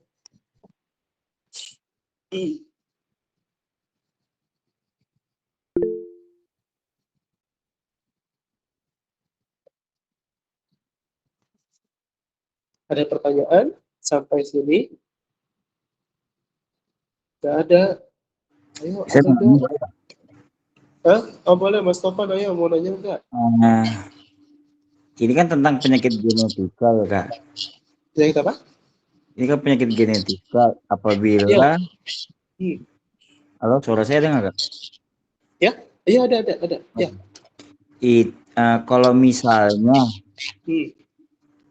dari kedua insan ini memiliki penyakit genetika yang berbeda gitu Kak. Penyakit genetika. Dua-duanya memiliki, misalnya yang satunya buta warna ataupun satunya apa? Kalau ini tuh kayak misalnya ada albino sama apa gitu ya Kak ya? Oh iya. Misalnya dua-duanya memiliki penyakit gen, itu cara apa ya namanya ya? Mengetahui normalnya, yang normalnya berapa persen perbandingannya sama yang ngikutin keturunan si cowok yang ngikutin keturunan si cewek. Nah itu bagaimana itu Kak? Oke, baik. Kakak ambil kasus ya misalkan, dan yang perlu jadi catatan oleh rekan-rekan sekalian bahwa buta warna ini terpautnya oleh kromosom gamet. Jadi artinya di buta warna ini yang sifatnya resesif tadi, gennya resesif, itu dia hanya nempel pada kromosom X aja, gitu ya. Nah, kalau laki-laki tadi yang nempel pada X ya, ini XB besar atau XB kecil. Jadi tidak ada yang nempel pada Y, ya, terpautnya pada X. Nah, yang bahaya itu kalau seandainya, ini sebelum kakak mulai ya, ininya, sebelum kakak mulai kasusnya, kalau yang bahaya itu begini nih, ada B besar sama ada B kecil. Ya, kita tahu bahwa kalau ada B kecil itu pasti buta warna kan. Nah, ini ternyata masih disebut normal, tapi normalnya adalah normal carrier, normal pembawa. Maksudnya gimana Kak normal pembawa? Misalkan orang tuanya penyakit buta warna, dapat anak perempuan tidak buta warna, dia tidak sakit, misalkan orang tuanya guru besar biologi lah gitu ya, terus istrinya misalkan kena buta warna gitu, sama suaminya dianalisis, dihitung-hitung analisisnya, kok anak kita itu dari lima ini misalkan ya gitu ya ceritanya gitu dari 5 ini kok nggak ada yang buta warna gitu, dicek sana sini nggak ada buta warna. Ternyata pada saat disimpulkan, dicari rumusannya, kemungkinannya oleh suaminya ini guru besar gitu ya biologi, ada satu anak perempuan, dia sehat, dia normal, tapi dia membawa gen buta warna. Jadi nanti ketika si anak ini nikah, punya anak, ya sebutnya berarti cucu ya gitu ya, maka cucunya nanti kemungkinan kena buta warna. Paham maksudnya? Berarti hampir Iya paham nggak paham. Berarti hampir mirip kayak kasus misalnya orang tua punya penyakit gula misalnya ataupun diabetes apa gitu ya. Walaupun gula, anaknya enggak, kemungkinan nanti anaknya dari anaknya itu ataupun cucunya bisa jadi membawa itu gitu ya. Iya. Gula dan diabetes, gula atau penyakit diabetes itu sebenarnya bukan penyakit genetika sebenarnya. Itu penyakit pola hidup. Jadi seorang orang tua dia mewarisi pola makanannya yang punya orang tua diwariskan kepada anaknya. Misalkan si orang tua suka manis-manis, ya anaknya dikasih manis-manis mulu tuh. Besar kemungkinannya akan sama. Punya DM ya, diabetes mellitus namanya. Nah, satu kasus ini Mas Taufan, satu kasus yang tadi sebelumnya itu, jadi si perempuan ini balik lagi ya, perempuan ini nggak penyakit buta warna. Jadi guru besar ini kok saya buat dugaan buta warna, ada apa namanya ada yang mewarisi buta warna setelah diketahui gitu kan, karena kan si ibunya ini buta warna gitu kan. Jadi ada anak perempuannya yang tidak buta warna, tapi ketika si anak ini nikah, dia suatu waktu punya anak pasti akan buta warna. Kita coba ya satu kasus ini. Misalkan seorang ayah normal. Kalau normal berarti kemungkinannya adalah X B besar Y gitu ya. Karena kalau laki-laki kan XY ya. Kalau normal berarti kan B besar. Lalu disilangkan dengan seorang wanita. Normal juga. Tapi disebutnya normal pembawa. Yang kata ayahnya tadi, di satu waktu ini pasti punya kemungkinan akan mewarisi buta warna kepada anaknya. Coba kita cek ya, apakah pernyataan ayahnya itu benar atau salah gitu kan. Normal, tapi pembawa. Berarti X kan gitu ya kalau perempuan ya. B besar sama B kecil. Nah, gitu ya. Oke, dari sini kita buat satu kasus kemungkinan. Nah, ini anak biologi itu kalau udah masuk genetika, ini nikahnya ini agak sulit nih biasanya. Carinya yang sempurna kayaknya. Jadi kakak pernah bikin plesetan tuh kalau anak-anak biologi itu kalau nikah nih pasti dia hitung bobot bebet bibitnya gitu kan, warisi genetika dan seterusnya nih kayak.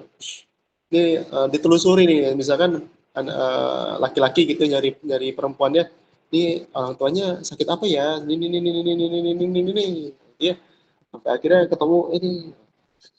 Itu nggak jadi tuh cuma gara-gara satu penyakit doang.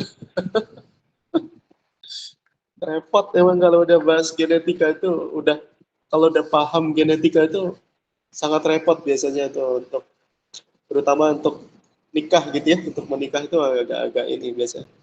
Dia banyak tinjauannya biasanya. Apalagi kalau seorang ayahnya itu guru besar biologi gitu ya. Itu lebih repot lagi. Kecuali kalau biasa sih kalau maha guru tuh biasanya lebih bijak sih sebenarnya ya. Dia tahu akan hal itu, tapi dia juga tahu faktor penentunya 1%-nya itu ya yang menentukan keberhasilan itu bukan analisis atau hitung-hitungan manusia gitu kan, gitu. Yaitu yang maha kuasa gitu kan maksudnya gitu ya. Ini biasa kalau maha guru tuh berpikirnya lebih bijaksana biasanya. Dia tahu ilmu itu gitu ya. Tapi apa namanya ya diserahkannya 1%-nya ya yang maha kuasa yang menentukan gitu kan. Repot ya bener kan. Coba ya kita buat kasus ini kasusnya ini gametnya bener gak pernyataan seorang ayah bahwasannya akan mewarisi anaknya itu penyakit buta warna. Ya segregasinya di mana nih, kan tadi ada hukum segregasi. Segregasinya terletak pada kalau ada dua kromosom yang berbeda maka bebas bisa disalin semuanya. Nah ini juga sama ya, B besar ini XB kecil ya, segregasinya di sini ya, ini pemilahan bebas ya. Lalu F1-nya, nah generasi satunya dia tinjau gitu ya. Nah tinjauannya begini nih, boleh pakai diagram Punnett ya, diagram Punnett namanya. Itu begini. Oke, laki-laki, ini perempuannya ya. Laki-laki tadi apa kromosomnya? X, B besar sama Y ya. Nah, yang perempuannya X, B besar sama X, B kecil. Oke. Nah ini gimana silangannya? X, B besar ya. X, B besar Y, X, B besar, X, B kecil, X, B kecil Y. Oke, yuk kita kelompokin. Yang Dari mulai sini ya, dari awal dulu. X B besar, X B kecil. Kromosomnya siapa nih? Wanita atau laki-laki? Perempuan. Perempuan ya, atau wanita ya? Oke. Perempuan atau wanita, normal atau tidak? Normal. Normal, betul. Oke, masih perempuan lagi. Yang ini yang bawahnya ya. X, maaf, di sini aja. X, B besar, X, B kecil. Apa ini? Perempuan juga? Iya. Perempuan, tapi normal ya. Normal. Normalnya apa? Pembawa. Oke. Nanti ketika si anak ini nikah nih misalkan udah besar nikah, nanti membawa lagi biasanya. Ada kemungkinan dia pasti anaknya punya keturunan buta warna. Laki-laki, cek laki-lakinya. Ini laki-laki bukan? XB besar Y. Laki-laki ya? Ya. Laki-lakinya normal? Normal. Normal, oke. Terus bawahnya XB kecil Y. Nah, ini laki-laki bukan? Laki-laki. Tapi sakit buta warna, betul sekali. Ya, buta warna, betul. Jadi dari sebaran anak, misalkan ada 5 anak gitu ya, 1 itu pasti ada yang buta warna. Laki-laki. Ya, jadi perlu ditelusuri hal-hal yang seperti itu. Udah tahu kan ilmunya ya, alur-alurnya dari mana ya? Dari tadi kita belajar pembelahan, warisin sifat gennya, terakhir pewarisan sifat. Ya, di sini. X, B kecil, buta warna, 1. Ya, dari sekian kemungkinan ada 1 yang anak buta warna. Oke, ada pertanyaan dulu sampai sini, silakan.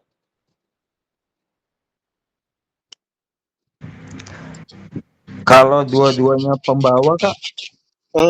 Oke. Tapi laki-laki nggak mungkin pembawa. Oh, nggak bisa ya, kan? kayak? Nggak bisa. Kan dia kemungkinannya kan hanya 2 ya. Kemungkinannya 2, yaitu normal atau buta warna. Karena kan ini Y ya, kromosomnya yang laki-laki itu ada Y-nya. Nah, coba kalau poin yang kedua, Kak. Kenapa? Kalau yang buta warna. Sama yang perempuannya pembawa. Oke. Mau diuji di rumah atau mau di sini juga? Oke, ya udah boleh deh. Laki-laki buta warna ya. Boleh. Silakan dengan perempuannya normal pembawa, boleh. Maaf, potong sebentar. Ya. Kenapa? Tapi untuk case ini kan case-nya buta warna ya, Kak. Terus untuk kelainan genetik yang lain dengan contoh kasus yang lain hampir sama ya, Kak ya, cara penyelesaiannya ya? Cara penyilangannya? Iya, betul, penyilangannya. Iya. Jadi ada, ya oke, benar ya, sama, betul. Tapi intinya ada penyakit yang memang dikelompokkan, ada autosom, ada gonosom. Yang tadi Mas Taufan sebut ada albino tuh ya. Nah, albino itu autosom, tidak pakai kromosom XY, tidak. Di albino itu cukup simbol genetikanya cukup A kecil aja, karena memang sifatnya resesif albino ini. Betul. Jadi kalau ada A kecil itu pasti albino. Nah. Oke. Albino itu kekurangan pigmen melanin, ya. Pigmen melanin. Pigmen melanin itu yang ada di kulit kita untuk menjaga kestabilan kulit, itu pigmen melanin. Jadi kalau kena cahaya itu nggak akan iritasi dan segala macam. Tapi kalau orang albino kena cahaya sedikit itu dia iritasi kulitnya merah karena kekurangan pigmen melanin itu. Ya. Matanya merah segala macam, kulitnya merah-merah bercak-bercak gitu. Nah, itu kekurangan pigmen melanin ya. Jadi beruntung kita di daerah tropis gitu ya yang kena matahari ya. Asal jangan kelebihan gitu ya mataharinya. Oke, lanjut lagi ya. Jadi ini yang Mas Taufan bilang albino itu untuk yang autosom. Autosom itu yang sel tubuh ya, sel tubuh. Kalau ini buta warna pakai gonosom. Gonosom itu sel kelamin. Jadi harus pakai XY, XX ya gitu. Oke. Oh ya. Gitu ya.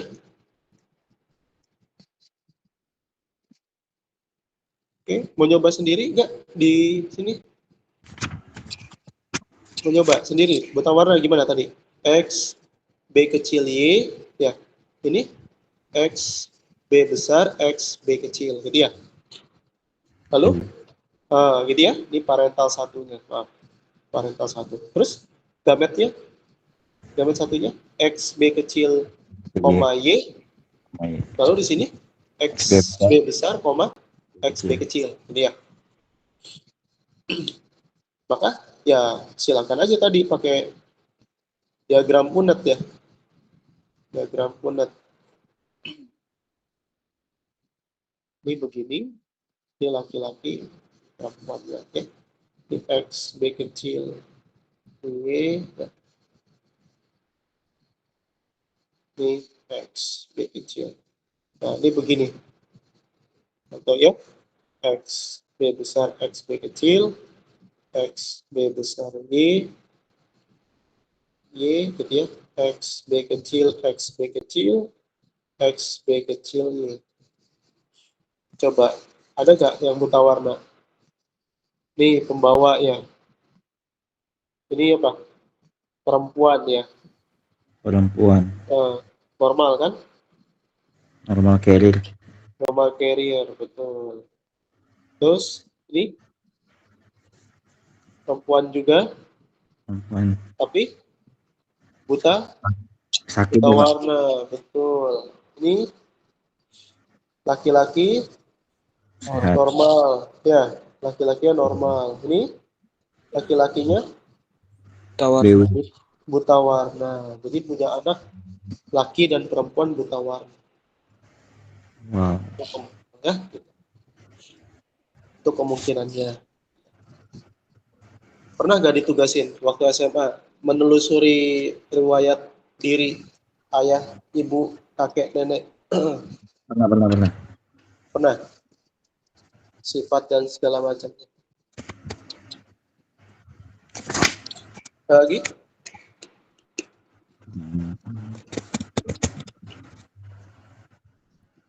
Berapa peserta kita ini? Banyak juga. 34. 34, Kak. Ini kayaknya sampai 40 ya tadi ya? Atau gimana? Iya, tadi waktu awal sampai 40 lebih. Ya, silakan. Ada pertanyaan? Yang lain? Ada pertanyaan?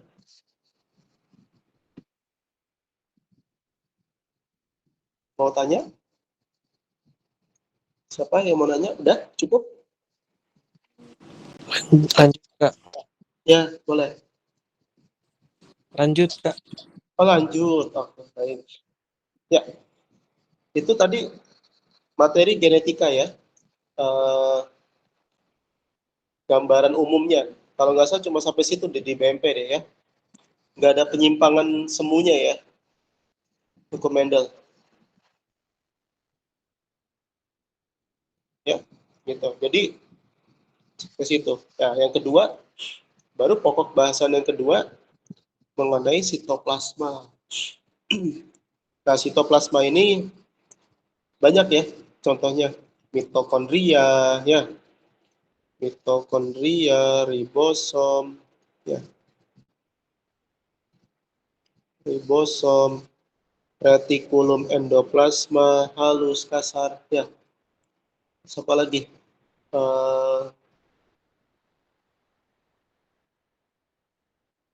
Ya, kloroplas, gitu ya. Kloroplas, dan seterusnya. Banyak ya.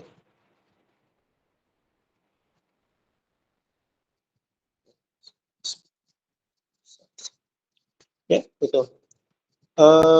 Yang membedakan antara komponen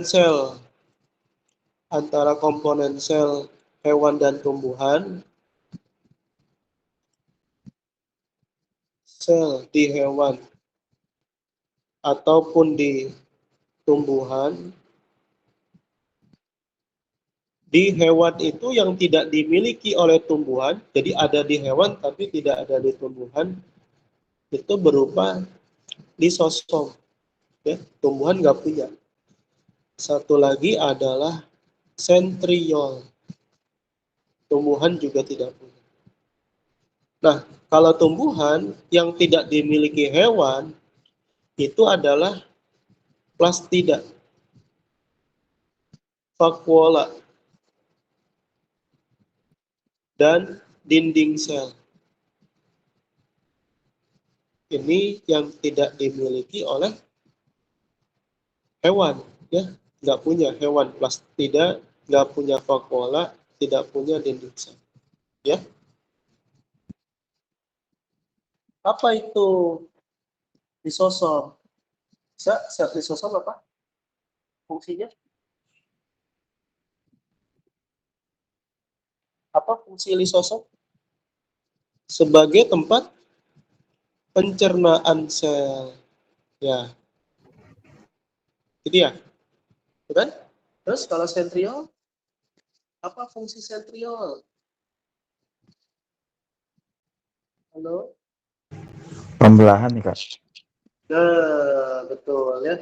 Untuk apa namanya? Proses pembelahan, betul ya. Pembelahan sel ya. Terus di tumbuhan ada plastida. Apa fungsi plastida di situ?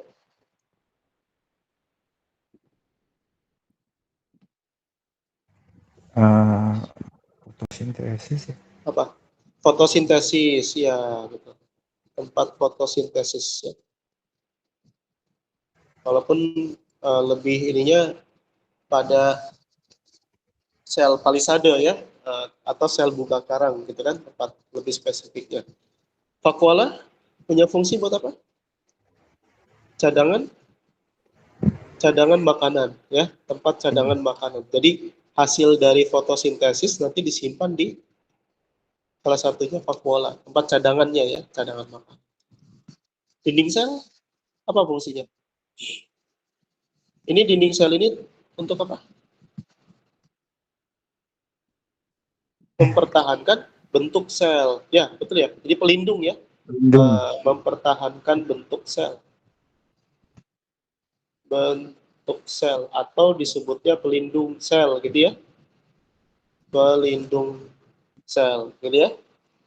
Biasanya dinding sel ini mengandung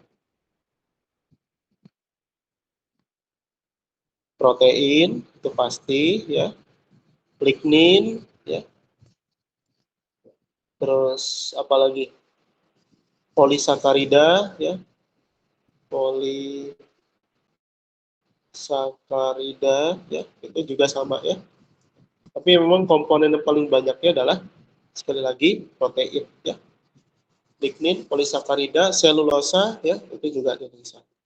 Nah, ada pertanyaan dulu sampai sini. Ini perbedaan antara sel hewan dan sel tumbuhan.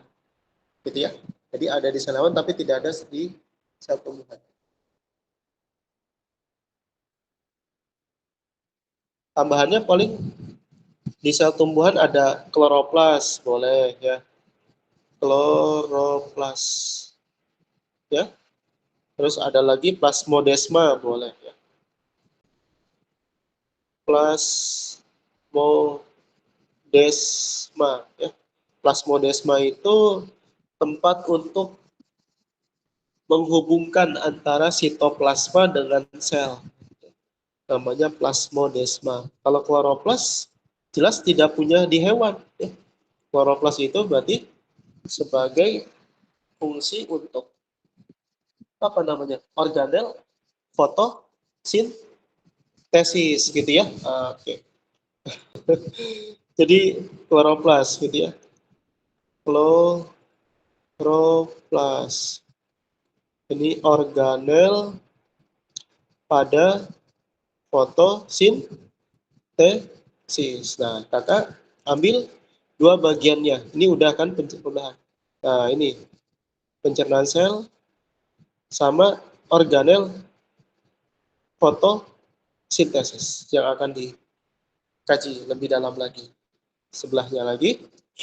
Jadi pencernaan sel, jadi pada proses pencernaan, ya, ada nggak di babnya biologi pencernaan? Belajar nggak? Halo? Ada pencernaan? Babnya? Cek.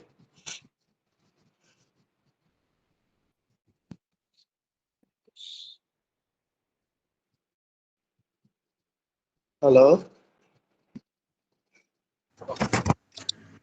Ya, pencernaan ada di bab biologi BMP?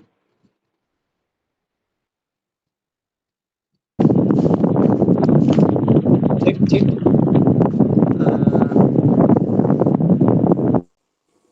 Oke. Halo? Ada pencernaan nggak di BMP-nya? Bentar, Kak. Lihat, Kak. Hah? Apa? Masih nyari, Kak. Kenapa? Masih nyari. Masih Oh, nyari, masih Kak. nyari. Jadi belum ketemu. Allahu Akbar ya Karim. Sabar, Kak Syahid, sabar. Kita Kenapa? kejar-kejaran kopi nih, Kak. Kenapa?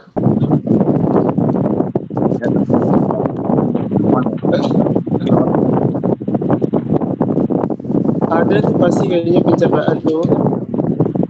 Ya. Mas Felix, ininya mikrofonnya. Nah, Pipinya dikecilin dulu. ya, ada pasti ya. Nggak ada. Oh, nggak ada ya? Nggak ada. Nggak ada pencernaan, nggak ada. Proses pencernaan nggak ada. Masa sih nggak ada? Enzim-enzim itu karena ada di soalnya itu. Contoh enzim tripsin, pengubahan proses ini nggak ada di situ. Masa sih?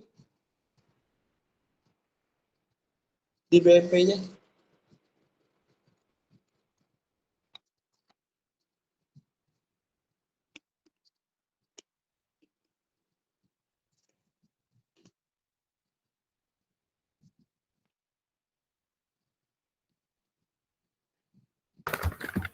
Adanya sistem ekspresi, Kak.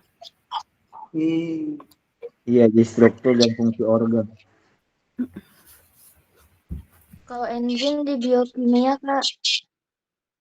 Oh, Betul. oke. Tapi ada loh soalnya loh. Pengubahan enzim tripsin atau lipase gitu ya. Kemarin kakak lipase ya. Itu mengubah di dalam proses pencernaan. Ini nggak ada ya berarti pencernaan? Nggak ada, ya udah. Ini ada deh sebenarnya, mungkin nggak ini kali. Oke, kakak lewatin berarti kalau nggak ada. Pencernaan selnya kakak skip berarti. Masuk di organel fotosintesis, tempat fotosintesisnya ya. Kalau kita bicara mengenai peristiwa fotosintesis, itu nama prosesnya disebut anabolisme.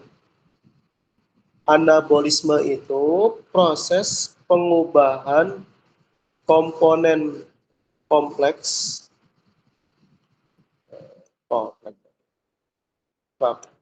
komponen yang sederhana menjadi komponen yang lebih kompleks. Nah, pada peristiwa fotosintesis, ya, itu reaksinya itu dibuktikan dengan komponen sederhananya berupa 6CO2 plus 6H2O. Lalu hasilnya komponen kompleksnya itu berupa C6H12O6, yaitu molekul glukosa. ya, komponen kompleks. Sisanya adalah oksigen. Nah, kalau sebelum